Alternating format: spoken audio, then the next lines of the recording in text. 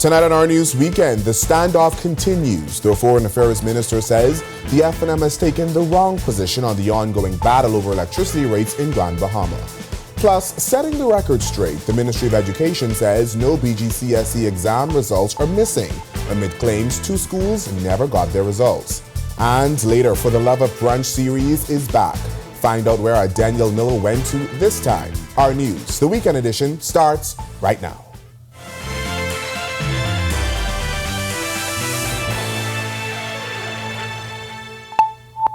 Welcome to our news, the weekend edition. Thanks so much for joining us. I'm Berthany McDermott. We begin tonight with the public spat over who is the regulator of electricity in Grand Bahama. Foreign Affairs Minister Fred Mitchell says the F&M is wrong and has no say in the matter. It comes as the F&M says the government's talk on the issue is nothing more than a big show.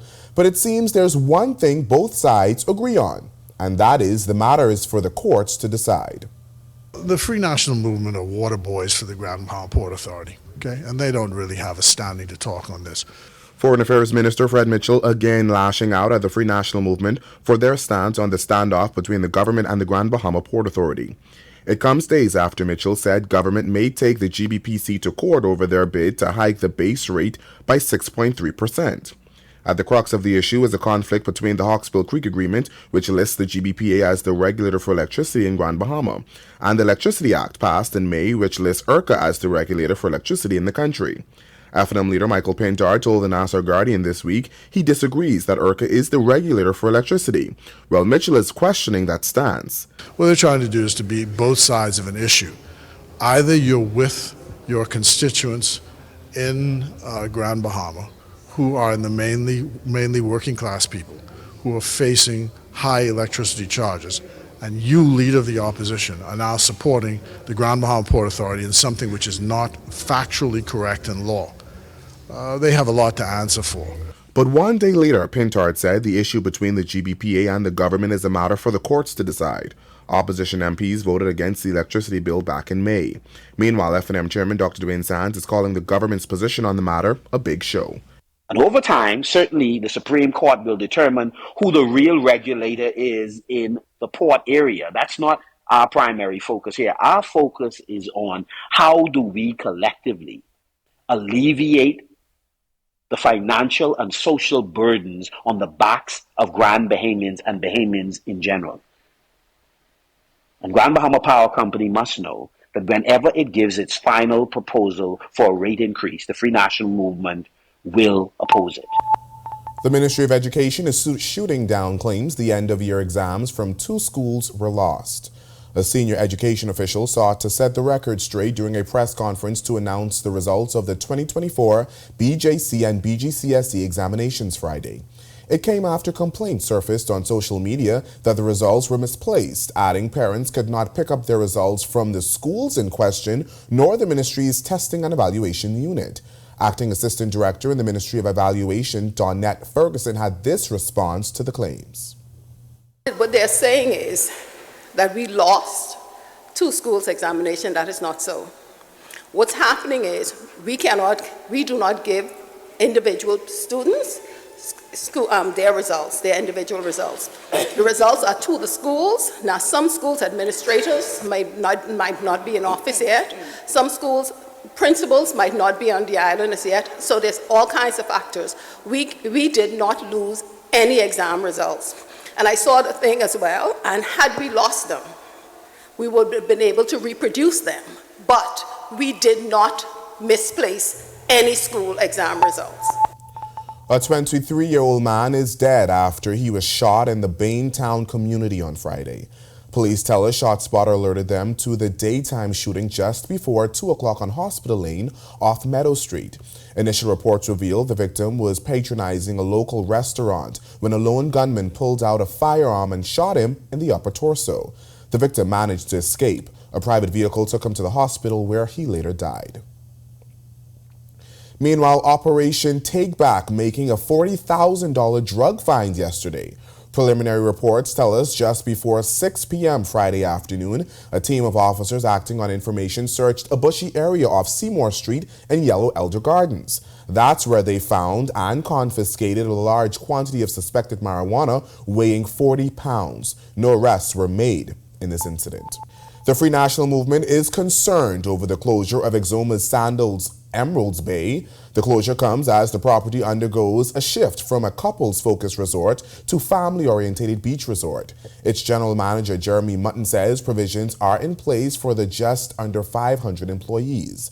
But F&M Deputy Leader Shannon Don Cartwright says there are questions the government must answer. When did the government know this? And what are the plans to secure and to ensure that those employees are provided with the necessary support?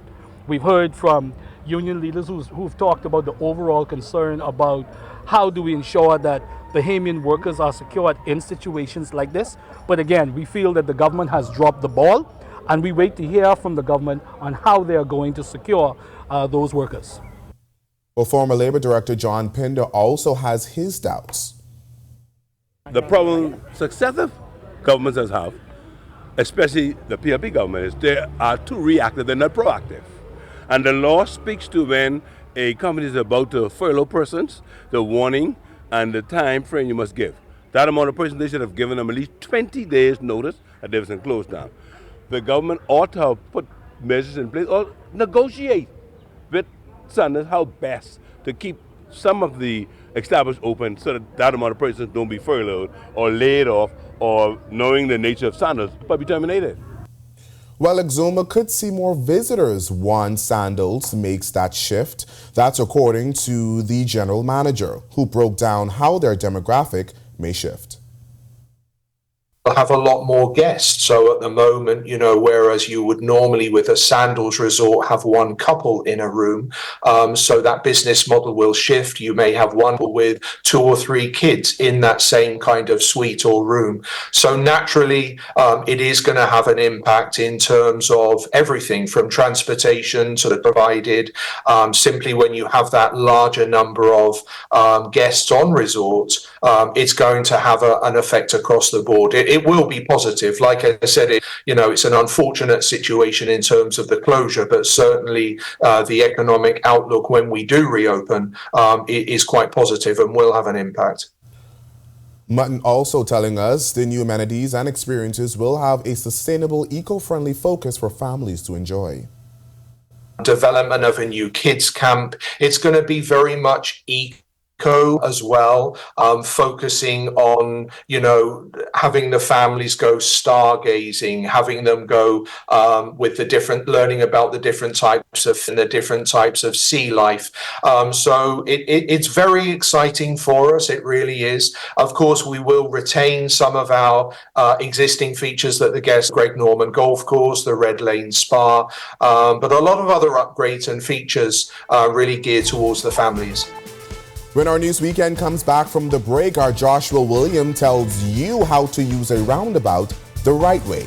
And our Megan Shepherd shares a new avenue to travel the world. The details when our news weekend returns. Are you or a loved one under medical care? Do you need affordable medical supplies? Ports International is the largest home healthcare supplier. Medical supplies at the very best price, and you can even shop online. From hospital beds to wound care, wheelchairs to walkers, Ports is a one-stop shop for your medical supplies, and we accept insurance. We have online shopping and 2 locations to serve you, at the Airport Industrial Park and Shirley Street. We also ship to the Family Islands. Shop online and visit us on Facebook. Call Ports at 377-1771.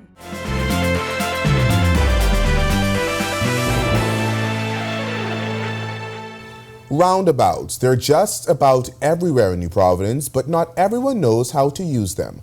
So our Joshua Williams took to the streets and spoke to a traffic cop to learn the ins and outs of a roundabout. Here's that report. Roundabouts. You've probably driven around a few, but do you know how to properly use them?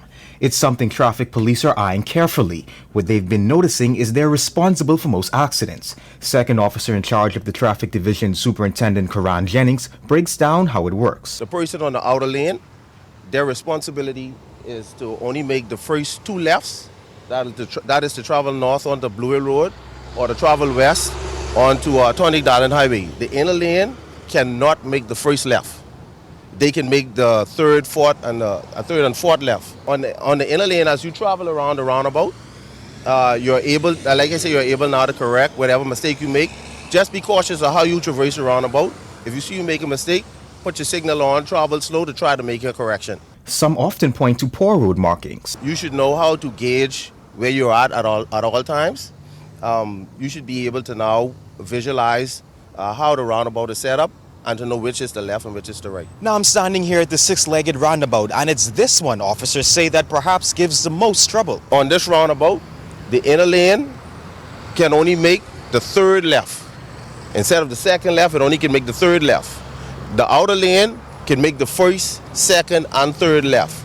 So on this roundabout, like I said, it gets a little bit more technical, but if you follow the same rules, first of all, you have to know the rules. He says refresher courses are also important. Especially for senior citizens and persons who would have probably left the country and come back. Some changes has been made.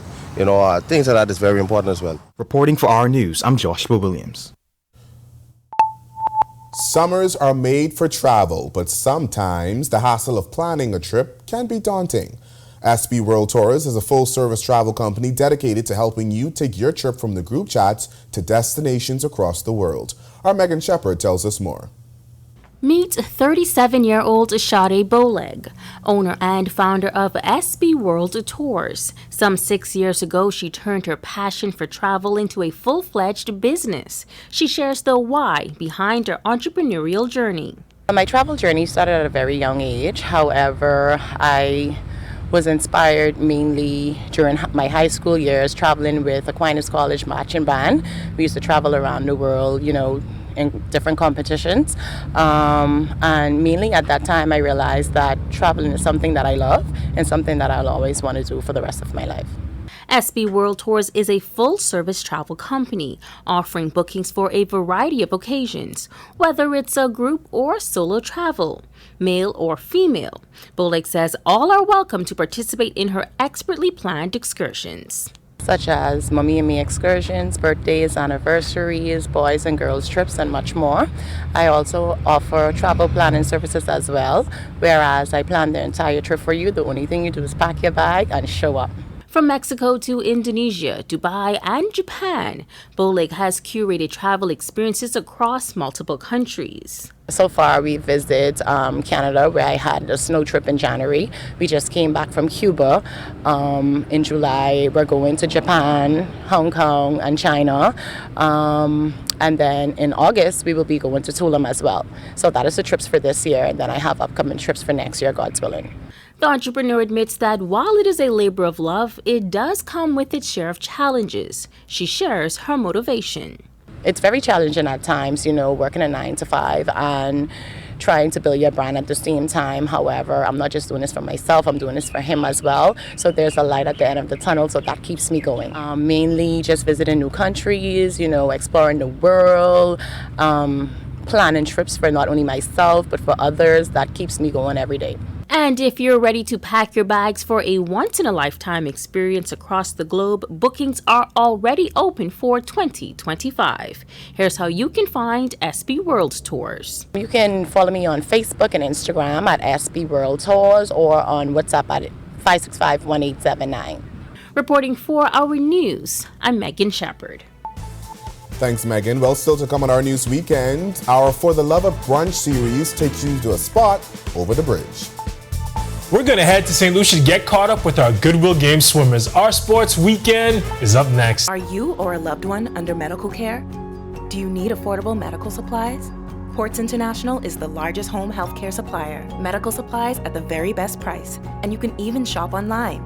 From hospital beds to wound care, wheelchairs to walkers, Ports is a one-stop shop for your medical supplies, and we accept insurance. We have online shopping and 2 locations to serve you, at the Airport Industrial Park and Shirley Street. We also ship to the Family Islands. Shop online and visit us on Facebook. Call Ports at 377-1771.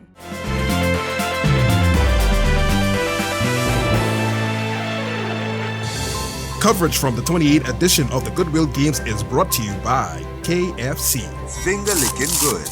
Good evening, I'm Tage Adley. We are back with our sports weekend. Team Bahamas is in St. Lucia making a bid to repeat as Goodwill Games champs. And they already have a sizable lead with 472 total points after day one. Our Sasha Lightburn is there and she's going to give us a recap of what went down. Isabella Monroe won the first gold medal for Team Bahamas and also recorded the first Goodwill meet record in the girls' 9 and 10 100-meter free race in a time of 1:03:42. We spoke to Isabella following the meet record-breaking race. It felt amazing. The race was very smooth.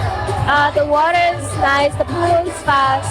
Everything is good. Team captain Tia Isabella Adderley also took home a win for Team Bahamas in the girls' 15 to 70 and 50-meter breast. Overall, felt good. I made some minor mistakes, but I feel like I should have gone out a little bit faster, but I came back strong, so I'm happy I was able to win. Now, not to be outdone was Donald Saunders Jr. and Caleb Ferguson, who got the 1-2 in the boys' 100-meter free race. We both swam really well. Over the past couple of days, we got well adjusted to it. We both swam well. Went out fast, came back even stronger.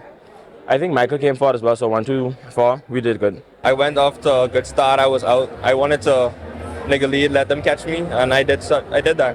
Team Bahamas also won 7 of the relays. At the end of day one, we spoke to head coach Dwayne Davis Jr.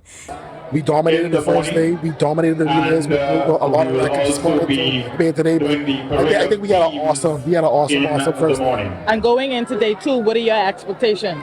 Put our key bar in front of the daughter. We have to keep our lead. We got the body lead, and we have to let them realize that we're the most dominant team over there, and we have to maintain that. Now, competition for day 2 has already wrapped up. We will bring you up to date on those results on our sports weekend tomorrow. Reporting from St. Lucia for our sports weekend, I'm Sasha Lightborn. Back to you, Tage. Thank you, Sasha. That's a wrap for sports today. For our sports weekend, I'm Tage Adley. Thanks, Tage. When we come back from the break, remembering a good man. The Cousin McPhee Church is paying respects to a past chairman. That's coming up when our News Weekend returns.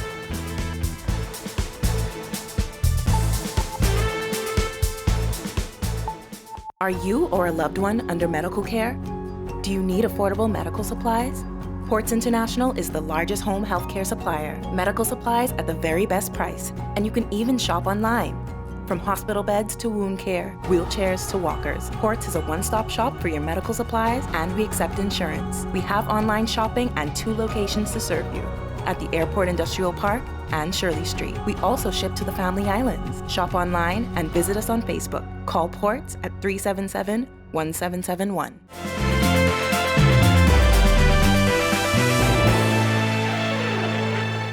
Welcome back to our News Weekend. Clear skies in the capital as we slowly transition out of the summer months. But what will the week look like weather-wise? Meteorologist Ian McKinsey is in the Weather Center with the latest. Ian. Thanks, Berthany, and good evening, Bahamas. Welcome to your Saturday evening forecast. Pretty nice day on the outside today. Currently outside our studios, we're in intermittent clouds with a temperature of 85. Feels like still very warm at 91. Winds are from the east-northeast at 10 miles per hour. Current temperatures across the country at this time, 84 in Freeport as well as Marsh Harbor, 85s in Allenstown, Greater Albuquerque, the capital, and in Governor's Harvey Lutheran, 86 in Nicholstown, continuing with 86 in Camps Bay, 84s in Georgetown, 85s in Arthurstown, Coburn Towns in Salvador, and Deadman's Key, Long Island. The southeast Bahamas, 85s in Duncantown, Delectable Bay, Colonel Hill, 86 in Matthewtown and Providenciales, 84 in Abrahams Bay, Mayaguana. First look now at our satellite and radar imagery where we have a trailing trough across the central islands. This is all associated with Hurricane Ernesto. Elsewhere, a weak pressure pattern in place keeping boating conditions at bay.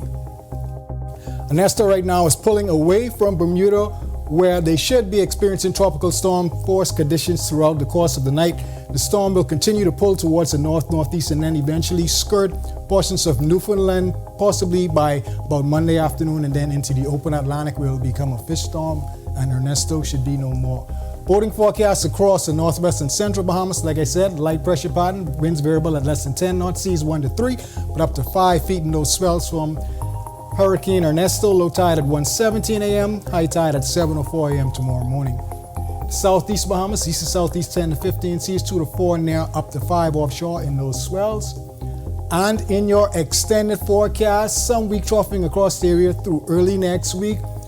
Should taper off a bit. Those highs still will be hovering around the low 90s with your lows hanging around the low 80s. That's a wrap in the evening forecast. Make it a great, safe, fun night, everyone. Thanks, Ian. Well, One Carmichael Road Church recently honoring the legacy of a fallen member while continuing a tradition of enriching its community. In this next report, our Jane Joseph shares how the Cousin McPhee AME Church is memorializing one of its own. Cousin McPhee AME Church hosted its annual Community Day, which has been renamed in honor of the church's deceased past chairman, Dwight King, who died of cancer last December, was a Cable Bahamas employee and a devoted church member who Pastor Ranford Patterson says was instrumental in the event's success for years. Dwight King was instrumental in helping us to organize every year. The young people, he was able to galvanize all of our members to participate, to get involved. And this was his baby. He had a passion for this. Since 2016, the church has hosted the event, providing a festive atmosphere where residents enjoy food, drinks, and games. Community members also receive clothing and groceries. Patterson says even though the church is primarily a source of spiritual help, he also recognizes the need to look after the whole person. This year, the church engaged various financial institutions, healthcare providers, and insurance agencies which were present throughout the day. We know our people. A lot of our people are suffering silently, and a lot of them don't even know that they're sick. And so this will give them an opportunity to figure out exactly what's going on with them at this time. So we thought bringing it here, while we have all these people here, would make a difference. Many of his former colleagues, like Shari Johnson Miller, also assisted with the effort. It just means a lot to give back. You know, he was really instrumental in this church, and I just knew that I had to be here along with my colleagues to help, give back to the community in some way. I knew if he was here, he would have mandated us to be here. So, this is something small that we were willing to do for the community. Some 500 persons participated in the day's activities, including social media personality Charlene Woods, who lives near the church. Woods says more churches need to follow Cousin McPhee's cue. We need more churches like this. We're going to come out and build a community because a lot of hurting people out here. This is a good thing what Cousin McPhee is doing. Reporting for Our News, I'm Gene Joseph. Thanks for that story, Gene. Well, in our final story tonight, our Danielle Miller is back with another installment of For the Love of Brunch. And this time, she's taking us to Paradise Island for an Asian-themed brunch. Here's that report. As you can see, one of my favorite things to do is have a good meal. And today, I'm at Atlantis Paradise Island doing just that with our For the Love of Brunch series. This is dim sum brunch at Chopsticks. This experience offers patrons a large range of small Chinese dishes. It all begins with you checking off the menu, the dishes you wish to indulge, and ordering your beverage. The Tiki Mai Tai is Tiki Mai Tai. Okay, yeah.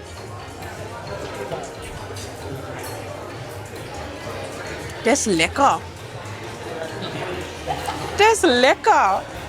Now that we have our drink, first up is the soup. This is wonton soup, right? And I don't normally eat soup, but I'm gonna try it today. It tastes like Bahamian breakfasty, if that makes sense. So it's a good thing for me because I don't normally eat soup like this, but it's familiar to me and it tastes good. Once you've completed your soup, the parade of dishes are delivered to your table. For those asking, what did I order? Just bringing so much food, sometimes you don't even remember what you ordered. Gonna do a classic mix here. So we have our seafood fried rice. Gonna put some of that on the plate. As you can see, it serves in like good portions. Put some of that on the plate. And hit them with the sweet and sour chicken. See that? Everything was so good. Our waiter Taran was exceptional, and this grand feast is priced for under $100 per person. Dim sum brunch happens sporadically. With that said, follow Atlantis Local on social media for upcoming dates. I made a mistake by wearing a pants to brunch today, but as you can see, The table is still packed, and so is my stomach. It's a good day at Dim Sum Brunch. Reporting for Our News, I'm Danielle Miller. Thanks for that story, Danielle. I'll be sure to try that restaurant next. Well, thank you for joining us for Our News tonight on behalf of the entire team. I'm Berthany McDermott. Have a great weekend, everyone.